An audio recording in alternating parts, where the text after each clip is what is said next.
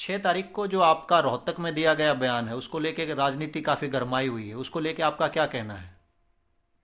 देखिए, सबसे पहले तो मैं कार्यकर्ताओं के बारे में मैं बताऊं कि जिस तरह से 300 कार्यकर्ता हमारे बंधक बनाए गए, करीबन 8 से 9 घंटे तक, जिसमें किसान मोर्चा, एससी मोर्चा, बीसी मोर्चा, महिला मोर्चा और ये सारे हमारा युवा मोर्चा, इनके सभी कार्यकर्ता और हमारी महिलाएं जो हैं उसमें शामिल थी, उन सबको बंधक बना करके रखा।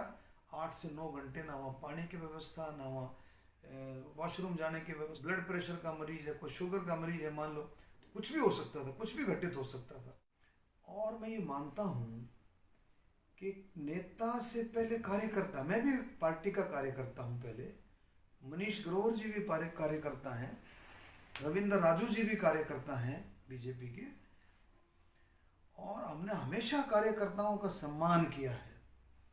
और कार्यकर्ताओं के लिए आगे भी किसी भी कार्यकर्ता जो हमारे से जुड़ा है, किसी भी कार्यकर्ता को कोई भी इस तरह की बात आई, कोई भी असामाजिक तत्व किसी भी कार्यकर्ता को तंग करेगा, किसी भी कार्यकर्ता को कोई ऐसी बात करेगा, तो हम सब उनके साथ खड़े। नंबर एक।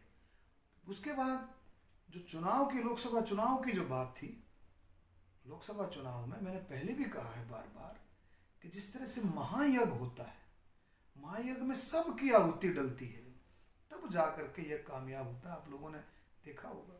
इसी तरह से चुनाव रूपी महायज्ञ में भी 36 बिरादरी का जब आशीर्वाद मिलता है, 36 बिरादरी का जब साथ मिलता है, तभी चुनाव में कामयाबी मिलती है।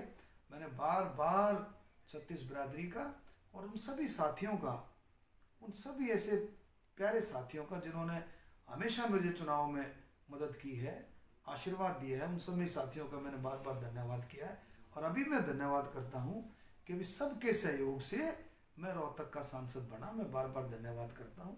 और रही बात जो कल के बयान की, उस बयान को आपने देखा, उस बयान को मैंने जो कहा कि जो असामाजिक तत्व, कांग्रेस समर्थक असामाजिक तत्व, मैं कहना चाहता हूं कि क्योंकि मंदिर के प्रांगण में शराब पी करके वो आए, अभद्र भाषा का उन्होंने प्रयोग किया, बहुत गंदी गंदी उन्होंने बात बोली, उन्होंने अपने लीडर का भी नाम लिया उन्होंने किसी तरह से करके, और ऐसी भाषा बोली कि कांग्रेस के समर्थन में थे वो और कांग्रेस के कार्यकर्ता थे। मैंने कल के भाषण में यही कहा कि ऐसे असामाजिक तत्व, उनको भाई चेतावनी है, उनको किसी तरह से भी बख्शा नहीं जाएगा, हम उनका मुकाबला करेंगे। ये बात जो है मैंने कल के उसमें रखी, बयान को तोड़ा मरोड़ा गया।